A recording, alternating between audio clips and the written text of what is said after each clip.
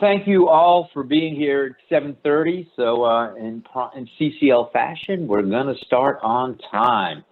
So if I want to really thank all of you for being here tonight, and I'm sure a few more people will be coming in. And so if you can, take a second just to rename yourself, just to put your town or city right after your name. If you don't know how to do that, if you go and put the cursor right on your name, there'll be 3 dots up in the corner, and if you click on that, it'll say rename. Or if you open up participants and put select your name, you'll see where it says more, and then you can rename yourself there. So just put your name right after, your town right after your full name. And then also, if you want to put what you'd like to get out of tonight's training, why don't you put that in the chat so we could see that as well. And anytime during the training tonight, if you have a question, go ahead, put it in the chat, and we'll either get to it right then or where the slide is, and John will bring them to our attention, or we'll get to them at the Q&A at the end. So when you think of a question, write it down, but write it down in the chat, and we'll try to get to them all as we go through here tonight.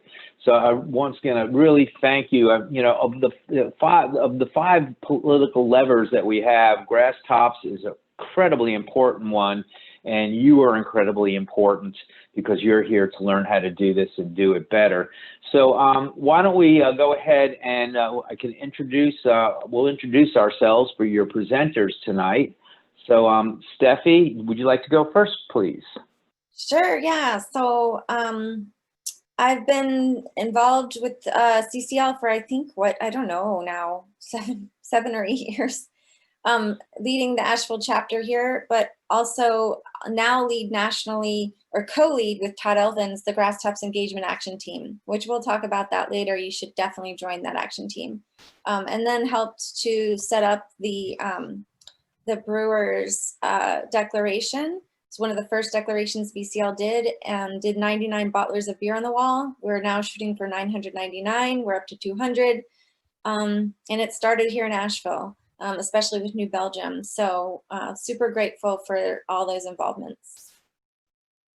Okay, thanks. And I love going to breweries with Steffi. So I'm Don Kraus. I'm one of your Tennessee state coordinators, and I am also a CCL field development coordinator, which is doing the same thing but in other states. And prior to this, I had been one of the Virginia state coordinators as well before I moved down this way. So, I just love being at CCL and the work that we do here. And once again, I'm just so grateful that you're here. We got a lot to cover tonight, so we're going to move along. And let me just talk a little bit about our agenda. So here's the 3 basic things we want to go over tonight. We want to, 1, how do you research and prepare for Grasstops relationships? In other words, how do you identify the Grasstops you want to reach out to, and what's the information? Where can you gather information about your member of Congress to find out who is the people that will really impact your member of Congress as well. Then we're going to kind of get into really seeking and tracking endorsements, setting up presentations with with your potential Grasstops endorsers, how to go about doing that. And then once they actually endorse, once they support the Energy Innovation Carbon Dividend Act, how do you activate them? How do you get them to take a step beyond endorsing, and what are some of the steps that you could take? So those are the 3 basic things that we're going to be going over tonight. So in terms of Grasstops, members of Congress consistently tell us that they need to hear from their grassroots, the Grasstops, the local leaders in the community, and don't hear enough about that. So we've been out there building relationships and then seeking endorsements from local leaders, local politicians, business owners, religious leaders, and the heads of local nonprofits. Sometimes we focus on a specific industry, like the brewing industry that Steffi had mentioned. And we have a lot of fun securing letters of support from breweries who really care about the right temperature for growing their hops. And on the Bill's website, which we'll get to, you can see quite a long list of not only of breweries, but many, many other endorsers of the Energy Innovation Act. So leaders can make an online endorsement via the Bill's website, or they might agree to join in a lobby meeting to share their eagerness for climate solutions with their members of Congress. And, it's important to remember most members of Congress at one time were Grasstops themselves. So that's why they want to hear from their colleagues and former colleagues. And, I remember hearing a story about a group of CCLers who took their local brewmaster in a meeting with members of Congress. I feel like I should have a beer with me tonight. When the brewmaster described the importance of a stable climate for growing hops for making beer, it seemed to finally click for that member of Congress. So I want to tell you a story about Jay Butera. Now, Jay Butera he's a super volunteer, and you might say he invented the Grasstops lever. Jay lives in Pennsylvania. But he was working in Miami to try to get a meeting with a Republican member of Congress, and he used a pile of signed endorsements to get the meeting, and then he brought community leaders with him to the meeting. Jay says, when I walked into Congressman Cubella's office with three chamber, and Steffi, you can click forward, with three Chamber of Congress presidents and three mayors, it totally changed the conversation. The meeting may have ultimately helped to start the Climate Solutions Caucus. So the lesson is that pulling the Grasstop lever and including community leaders in a lobby meeting may have a big impact for your members of Congress. So let me turn it over to Steffi now to talk about research. Yeah, so, we wouldn't want to go into a business meeting without understanding a little bit more about, who we're going to be talking to, right? And also, if we're seeking endorsements for a congressman, sorry, I have some hair in my mouth, that you need to find out who they're interested in, right? Who would influence them. So first we do research on the interest groups who can influence your MOC, your member of Congress. And so mainly that means checking out what committees they're on, what caucuses they're on, what their bio to see their past history, and what donors they are donating to them. There's a number of resources here for you. So I'm going to share my screen and show you those resources with you. Okay. So first of all, the community has the member of Congress bios. They're not always complete and some are old. So if you want to update those bios, you can contact CCL to do that. Or do your own bio on your own time. There's also, let's see, I wanted to show you, yeah, this webinar that I'm going to reference later, focusing your Grasstops outreach to influence your member, has an actual link from the resources, I believe, to, yeah, the bios and some other places on top of a spreadsheet that you can fill out that will allow you to update their bio with those committees that they serve on, with the caucuses that they serve on, any religious connections, where they went to school, staff connections, family connections, donor connections. So this is a great starting point of a spreadsheet for you to use. And then when it gets to the donors, there's opensecrets.org. You can simply search for your members. So I don't know if you guys want to give me a member in Tennessee that I should search for here. Anybody? Everyone's muted. Oh yeah, Don, do you know of a Tennessee member we should try, or should I just look up McHenry? No, how about Representative Kustoff. Kustoff, how do you spell that? Kustoff. Okay, there we go. Tennessee 8. So it gives you an amazing wealth of information. What top industries have donated. So insurance, real estate, AutoZone, wow. Tower Ventures. Down here, it talks about, you know, how much money he's raised, et cetera, the top contributors, top industries. So you really want to start looking at those industries to try and look at what endorsements you can get there. There's another place called FEC.gov, the Federal Election Commission. Again, I will search for Kustoff, right? So we go to, he's a House representative, correct? Mm-hmm. And so you can see Senate is there as well.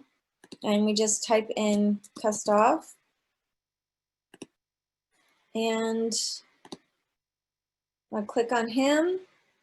And then again, it gives you the total contributions, etc. But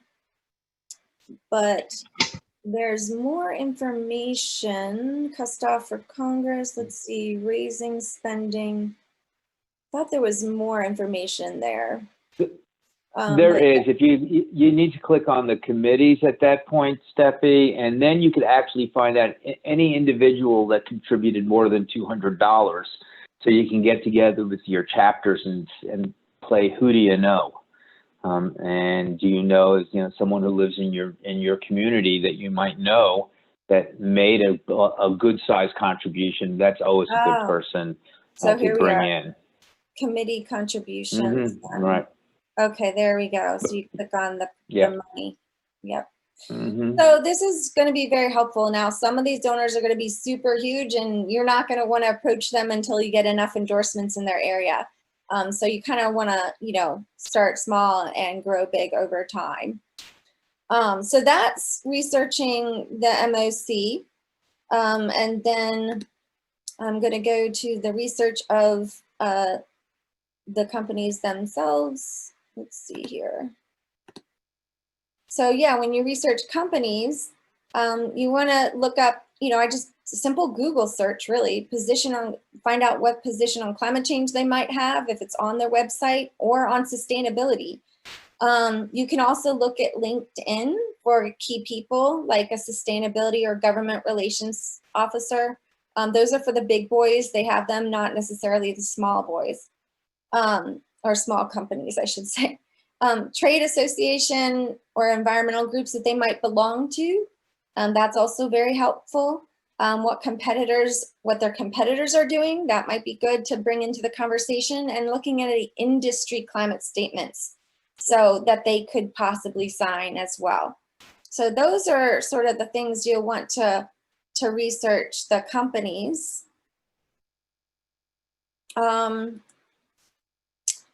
And let me get back to here.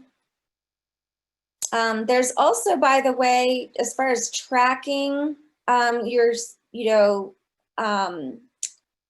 you want to approach, we have our own spreadsheet that we use locally. That's quite in depth, and I wanted to show that to you. This is that spreadsheet you can download from this webinar, which will give you links to all this at the end. And they're going in the chat now. Yeah, and they'll also be pasted in the chat. Great. But this is our local Asheville, North Carolina. So EICDA endorsements by sector using Google spreadsheets. We have a whole folder, and we have, our Grasstops, our grassroots folder. We have chapter development folders. All that is separate folders. And inside the Grasstops, we have separate folders for the industries we're seeking with all the information we need.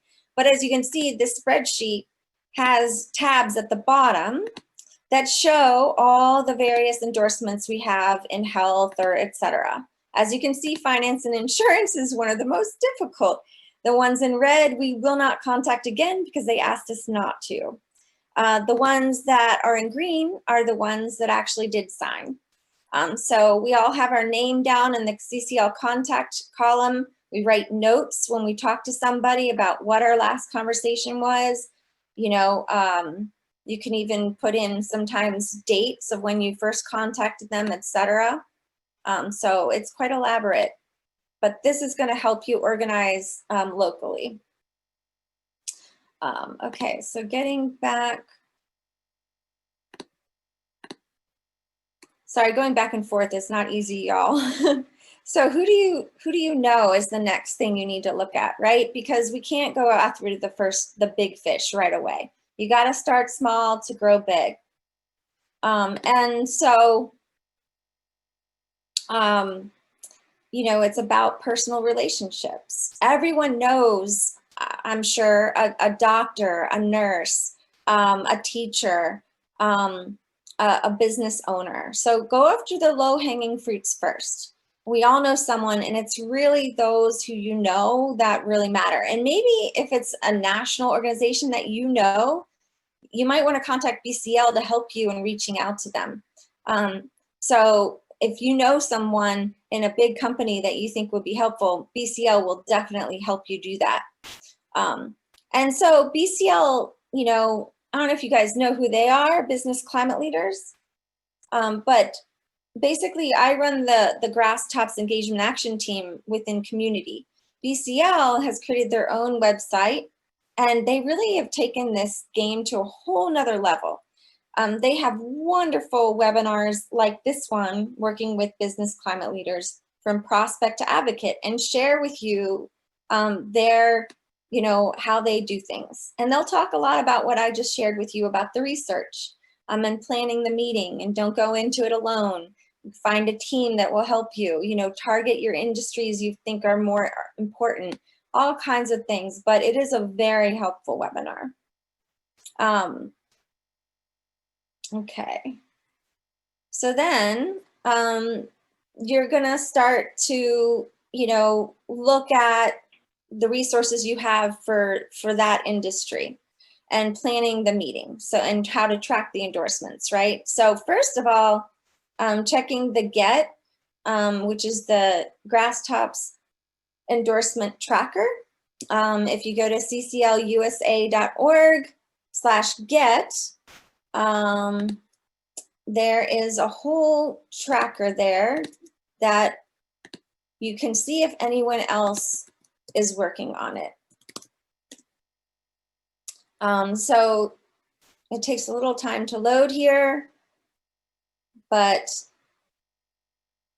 once it does, you can type in a search here to see right away if anyone is looking at that particular company. You can also do look at your chapter to see who's all endorsed in your chapter. I actually have Tennessee written into the state province, so it's not showing anything for my chapter, but believe me, we have 120 endorsements. But the advanced search, if you put in Tennessee as the state province here, it will pull up all the endorsements, and the ones in green are the ones who've endorsed. And it will tell you whether they've endorsed the bill or carbon fee and dividend or a leader's letter or other things that are going on. So get familiar with the GET for sure. The second thing is checking the BCL website. They have tons of sectors that they focus on with really high-end people who've basically worked with large companies, and they just know how to talk to those large entities. Randy Salem is the one who helped me with the beverage, moving our endorsements from local to national to grow it, because he saw the ability to do so. And so he helped to create those first declarations for the brewers, and then has expanded it to wineries and seafood, etc. So you would go to that beverage sector and then contact them on info@Business Climate Leaders and say, hey, I need some help. I'm looking to target this industry. Do you have time to talk to me about it, or any resources or whatever? They do have all the declarations are listed under Take Action. So you can see here, the Brewers Climate Declaration is here, and it has a nice video that BCL put together. Then the Climate Declaration, and then all the signatories, which is at a 202 today. And then they would click this to sign versus going to the Energy Innovation Act, because this will bring them to the Energy Innovation form, but tag it as a brewery up in the URL. And then they can be added to the declaration. So it's really key that you make sure they get to the right place and not just send them to Energy Innovation Act if there's an actual declaration for a particular industry, because it shows them in force in a group that all these groups, have signed. So there's healthcare, carbon-free energy companies, health professionals, seafood, wineries, agriculture. And then there's also the resources, which is amazing. Well, let's see, so this is not, so the resources that I'm talking about is bclresources.org, and it shows the industry resources right here. So if you're gonna look at food and beverage for the brewery campaign or the seafood or winery, you go here, you click on those links, and you get a brewer's toolkit that shows you step-by-step what to do. There's tons of other information, a sample email, video support, carbon calculator for breweries. There's a cost impact analysis of the EICBA on a 6-pack of beer in year 1 and year 10. Just an amazing wealth, even a certificate that you can hand them when they sign. So certificate of endorsement is right here, which I personally designed. So the resources for BCL is amazing, and I just highly encourage you to use them. All right, so getting back. Okay.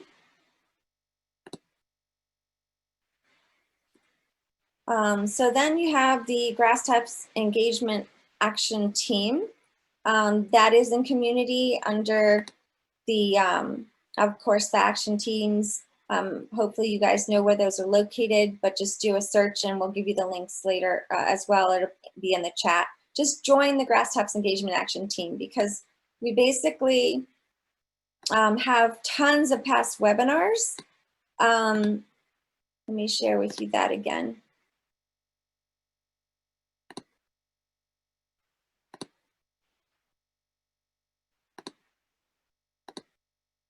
Okay.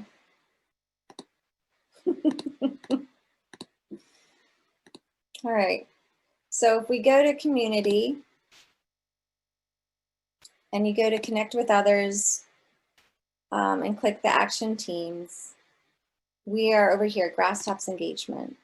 And so on the first page, there's tons of links to past webinars that we've done where we interview someone from various industry. So the automotive sector endorsements was the last one, where Norma Safransky in North Carolina got a Toyota endorsement. And now we're trying to target that throughout the state.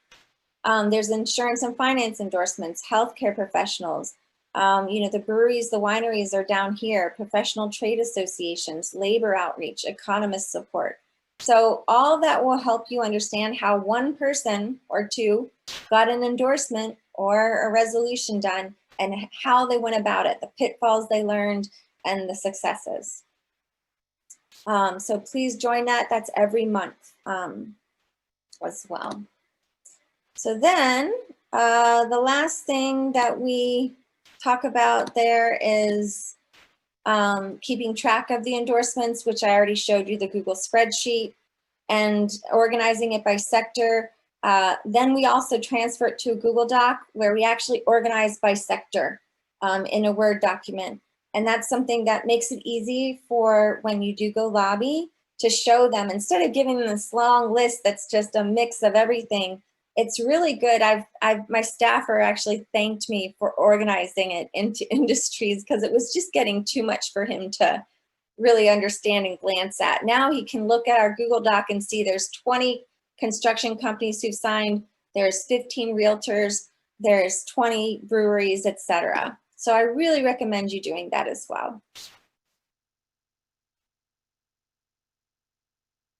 All right, Don, it's your turn. Sure. Well, thank you, Steffi. So I'm going to put a link another link. I know you've had a ton of links in here today, but we're going to be using a Google document for this next little breakout that we're going to be doing. Because what we're going to do, and it's the Google document I just put in there, and so we're going to be breaking into groups of 4, and John's going to be setting that up for us. And then for the next 12 minutes, we're going to practice brainstorming a list of grass tops we'd like to engage with our communities. We're going to record them in the Google Doc so that you can link to them from the chat. So this link that you have here will be in the chat once you're in your breakout room. And one person from each group be the note taker. And we'll do this real time, and everyone will be putting into this Google Doc from each of the breakout rooms together. So first, we'll brainstorm grass tops who you think would particularly influence your member of Congress. This could be people like the president or owner of a local business that's important to your community, or your local mayor, or the senior partner of a law firm that your member of Congress used to work for, or the pastor of your members of Congress's church. So that's the first thing we're going to do in the breakout. And then, so we'll do that for about 6-7 minutes, and then we'll get a list of grass tops that you personally know, such as you might know a local city council member, you might know a business owner, like the owner of the real estate brokerage who helped you buy or sell your home, or the spiritual leader of your religious congregation, the president of a local organization like a Rotary Club or a Chamber of Commerce, the owner of a restaurant that you like to go to, or brewery, of course, that you like to go to, since that seems to be our theme tonight, or a professor at a local university that you worked with or learned from. It's okay if the same people are on both lists. So that's what we're going to do. We're going to populate this Google spreadsheet with your thoughts. So rather than, and just don't put just their name, Bill Jones, put Bill Jones, pastor at such and such church. So that's what your note taker in your groups will be doing. So, and then we're done, we'll come back, we'll look at this Google Doc together. So please record them while you're talking. And for this purpose, it doesn't have to be in any particular order. And remember, when John opens up the breakout rooms, which we're going to do right now, click join. You're going to get 1 minute at the end of it where there'll be a little warning that'll say, okay, 1 minute. Keep talking to the end of that. You'll come back into the full session. So, John, are we ready to go on the breakout rooms? Yes, there's a couple of rooms that'll have 5 people in, but you're all set. And just don't forget to unmute yourselves. Okay, go. Have fun. This is great seeing all these ideas come in those Google Docs. I'm still typing. It's okay. That's good. That's a good thing. All right. Hey, Steffi, can you share that list? Oh, sure. I'm going to mute everybody too. Or I have it open if you want me to share it. I can get that shared. Let's see. Right here. Okay. Everybody see this? We'll just take a quick minute. You guys did great. Okay, so let me start at the top, Steffi. Okay, so who can we do? So it looks like Beach Buff Insurance Company, AutoZone in Nashville. There's the attorney, state of Tennessee physicians. The mayor of Nashville will influence a member of Congress there. We have some people are putting in like kinds of people, faith leaders, and farm bureaus are great. Let's see, agricultural business. A lot of people, one suggestion was go to a farmer's market and find out who the leaders in the farm community are. And I think that's a great concept for Tennessee.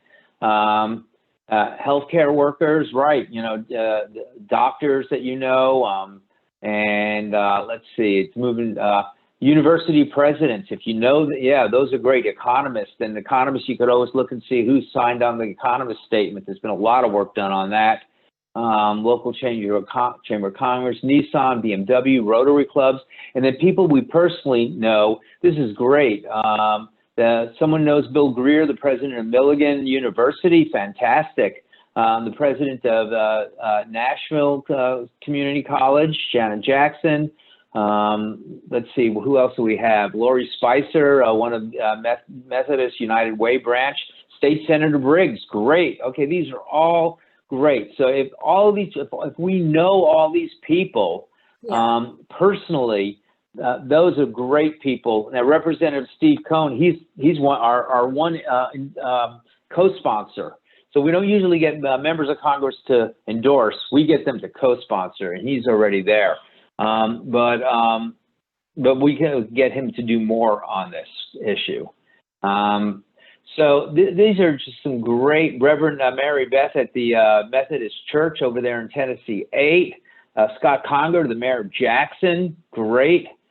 We've got another brewer over there, Cody Spooksbury. We know some people who know the head of a Boy Scout. And I don't know what a group like a Boy Scouts would do, but that would be really good to find out. Agricultural extension offices, they might make endorsements. So this is a really good list of people who can influence, low-hanging fruit. We'll hold on to this link, and you can come back and use this. And the reason we want to do this is not just for this brainstorm here, but for all of you to go back to your chapters and do the same kind of brainstorm with people in your chapters, because you're going to really have a much, much more expansive list when you get to do this with everyone in your chapter. And this is the kind of brainstorming that's great to do. Okay, so let's move on. Let's move on from here and come on. Steffi, why don't you share your screen, and then we're going to come on back in. So Steffi, it's over to you. Okay, great. So then we're going to talk about the engagement and endorsement part. So scheduling, preparing, presenting, and following up, right? So engaging with a local community leader is a lot like building a relationship with your member of Congress. You need to start out by learning about that community leader before the meeting, be super prepared. Typically we email them first. I really recommend you keep the email short. You don't want to do this long diatribe of information because they're not going to read it. These leaders are too busy. So if you can keep it short and sweet and pique their interest, make it curtailed to what their industry is, and just say, could we have a meeting, a virtual meeting? And follow up with a phone call in some cases as well, definitely, because sometimes they don't respond to emails. So you just got to call them and say, hey, did you get my email? So just try to get to a yes or a no for the meeting, and certainly recognize that they are busy and that you understand that. And, if they can't meet at this time, if there's another time, please let us know. Or if you can't meet, I can certainly understand. It's just, we are trying to show more support on and get some climate action. And then plan the meeting, just like you do your lobby meeting. Have an agenda of who talks when. Start off appreciating them, have an appreciation ready. And I find that asking open-ended questions, especially at the beginning, is really important. It's so helpful when you can understand, first of all, where they're coming from by asking them questions like, how does climate impact you and your business? Are you worried about climate in your industry? Are you aware of carbon pricing? Do you know what carbon pricing is? To get a sense for what they know, instead of just diving into it expecting that they don't know anything about it. Some actually do. So get their take on it. And then, those are the first great questions I like to ask. And then, you want to build that trusting relationship. So having respect and appreciation and polite persistence does pay off. For example, I had an accountant today who's my accountant. I was dealing with emails back and forth. I had written him first to ask him, could we talk about, because these economists fully support it, being an accountant, I figured this might be of interest to you. He didn't respond right away. He answered my other question on my accounting, but didn't respond that he'd like to have a meeting. So I followed up and I said, hey, I know you're really busy. Just wanted to check and see if you understood what I had asked before. Would you be interested in talking about this? And he said, oh, I'm so sorry, I missed that in your email, which made me feel better. Like, okay, it wasn't just him ignoring me. So it does take polite persistence, and believe me, eventually they will they will respond, hopefully. And then following up after the meeting with an email and a phone call to ask if they have any more questions about it is the best way to go. All right. So messaging. First of all, there's an 8-minute webinar. How often do we get a short webinar like that? That talks about the 5 main messages. And we'll go over that in one of the following slides, what they are. But I really encourage you to watch it. It was really well done and very short. There's also other webinars on how the legislation works. That's another 7-minute webinar. We recommend you watch that as well. All these links we'll put in the chat and in the resources at the end. The Energy Innovation Act Q&A, they have resources there in community for you, and how to handle challenging questions about the Energy Innovation Act. So having that by your side when you get a challenging question is going to be helpful as well. So this is the 5 main messages, and think EGGBR, right? So EGGBR, and that will help you remember. Huh? Egbert, exactly. So effective, this policy will reduce America's emissions by at least 40% within 12 years, and you could mention and 90% by 2050. It's supported by economists and scientists as simple, comprehensive, and effective. Good for people. This policy will improve health and save lives by reducing pollution that Americans breathe. Additionally, the carbon dividend puts money directly into people's pockets every month to spend as they see fit, helping low and middle income Americans. Good for the economy. This policy creates 2.1 million additional jobs over the next 10 years, thanks to economic growth in local communities across America. Bipartisan, Republican and Democrats are both on board co-sponsoring this bill together. The majority of Americans support Congress taking action on climate change, and solving climate change is too urgent to get caught up in partisan politics. And last, revenue neutral. The fees collected on carbon emissions will be allocated to all Americans to spend any way they choose. The government will not keep any of the fees collected, so the size of our government will not grow. Now, these points we actually have in a paragraph that's really a little bit shorter than that, but encompasses all these points that you're going to get trained on. But that's really what I'm sending now in my intro email and what I start going over at the beginning in meetings, because it's really succinct and hitting all the main benefits of the bill.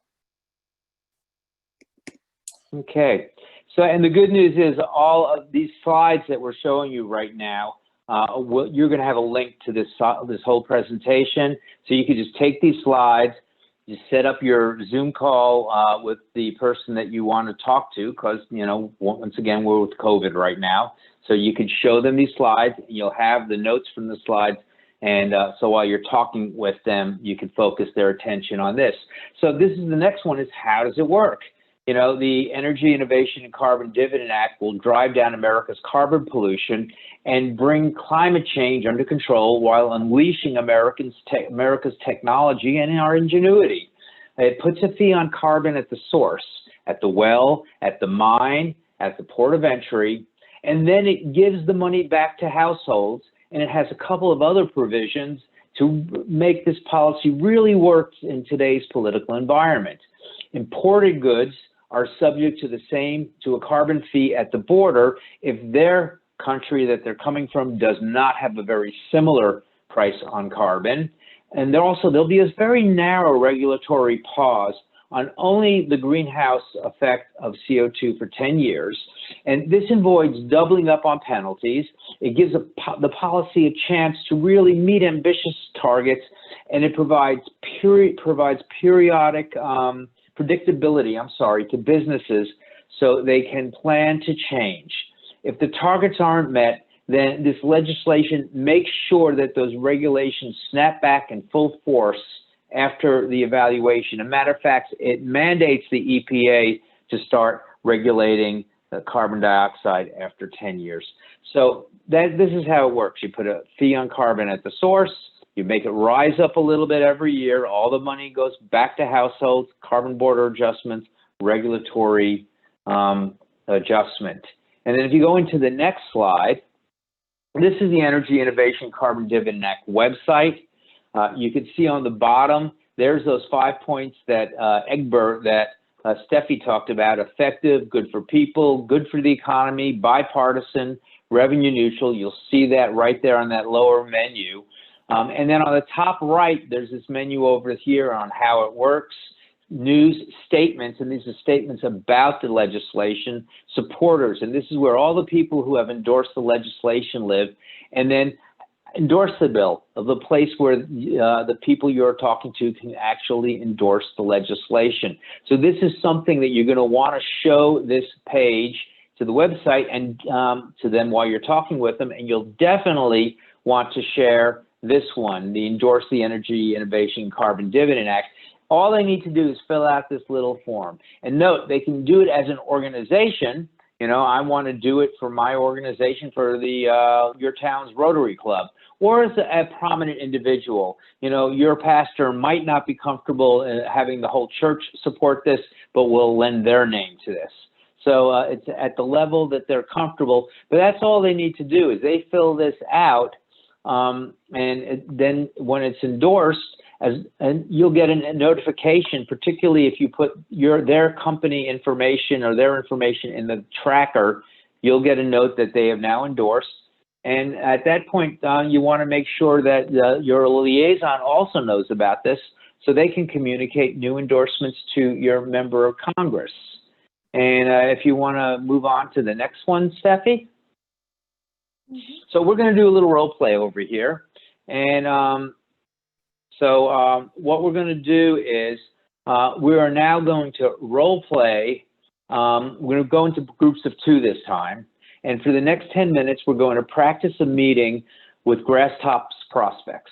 First, we'll talk about the benefits of the Innovation Carbon Dividend Act. And we're going to, by reading a paragraph that John's going to put in the chat. And so when you're in the breakout room, open up the chat, you'll see the paragraph. So first read that out loud to your partner. And then after you read the paragraph, say it in your own words, what you remember about the benefits. Think Egbert. Then talk about how it works and how a Grasstop influencer can easily endorse it individually for their business or organization. Each of you will take a 5-minute turn. And then the person whose birthday comes earliest in the year will go first, and then we'll get back together and we'll share what we have learned. Okay, so that's what we're going to do in this. And if for some reason you wind up just by yourself in a breakout room, you're going to get John to join you on in there as well. And we love John because he's the best regional coordinator around. That is now in the chat, and so everyone could see that, hopefully. I want to make sure I got it all in there. Okay, so John, are you ready to move us into breakout rooms? We're all set. And just remember, you have to unmute yourself. Have fun.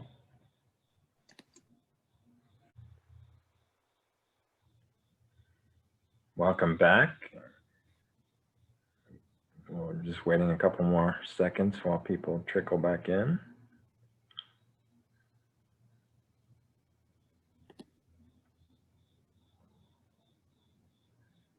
Sure, I'm happy to.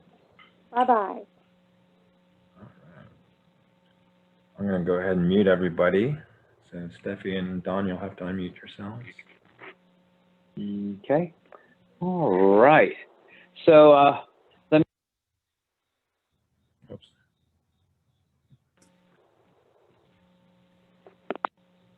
Don, we can't hear you. You need Don, to. you'll have to unmute yourself.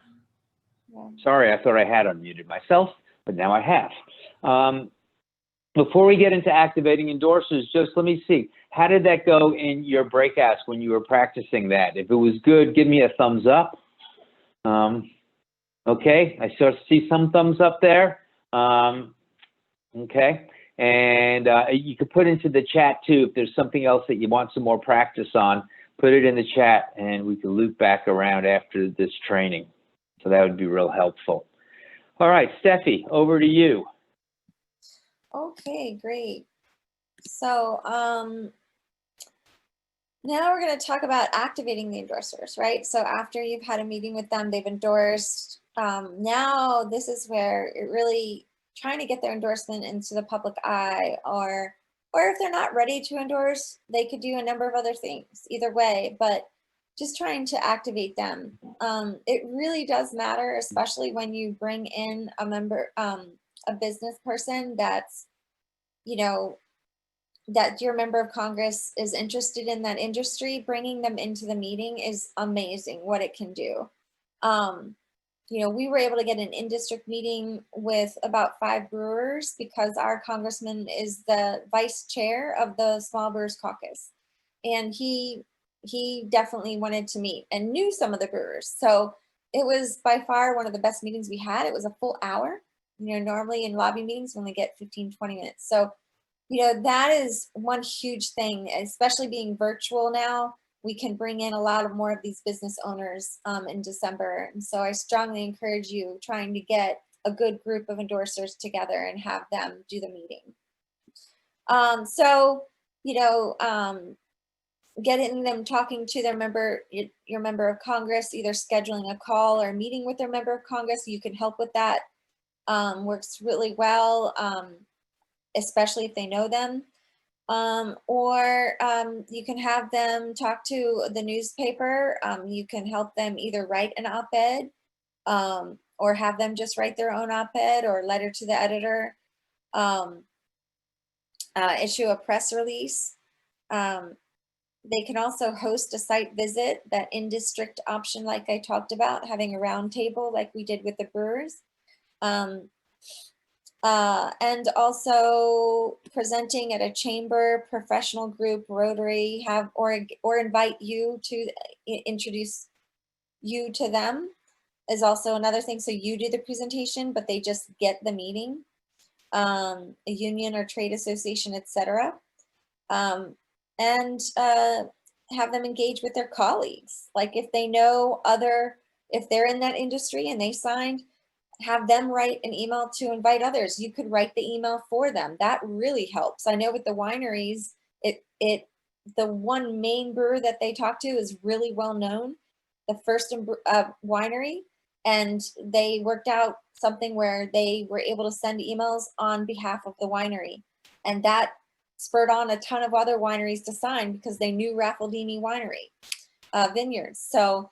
And then last, my favorite is the video testimonials. I don't know if you guys saw recently Free Solo Celebrity. That was, I'm in love with that man. But he did an awesome video testimonial. And then there was Brett Suter, who's a baseball pitcher, right?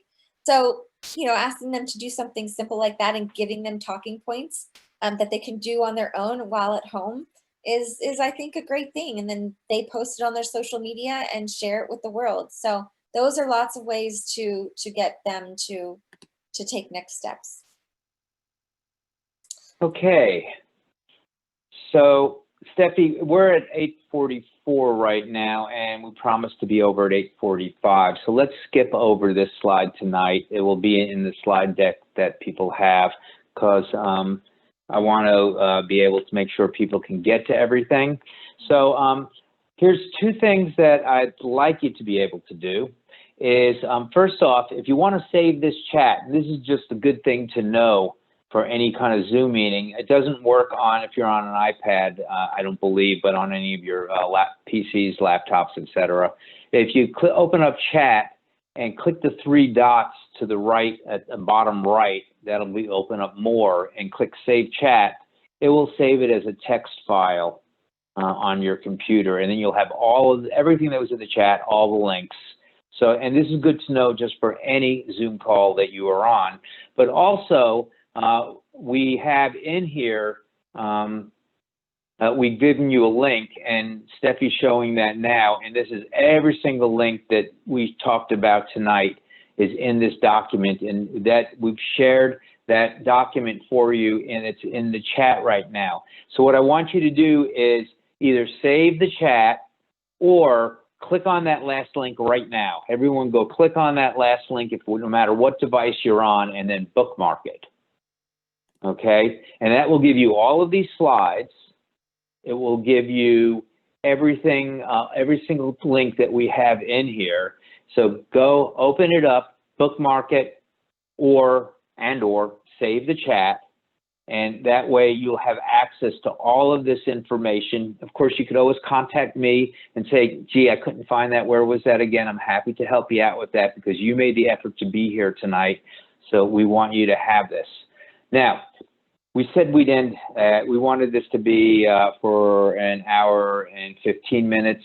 You know, this is the first time we've done this presentation. We are running a little bit late, but we do want some time for your questions. So John, if you could just unmute everyone. And I don't think I saw any questions in the chat, but if you have a few questions right now, if you want to stay on for the questions, we're happy to answer. If you want to hop off, we certainly understand and want to respect your time. So if you want to unmute yourself, ask a question right now, and we'll be able to get into this. And Steffi, if you could stop sharing your screen. Oh, yeah. I just want to say thank you so much to Steffi and Don for this excellent presentation. Thank you. Thank you for having me. And I could say Steffi has been my mentor on this. She's just awesome. We'll also be putting this recording on our Appalachia region YouTube channel. So if you want to watch it again, you can, we'll send out a link to you guys for that. Yeah. So So do we have the link for that? I'm sorry. We'll send the it out. YouTube channel, we'll send it out to everyone. All right. So anyone have a question that they wanted to ask? Good meeting. Okay. Thank you.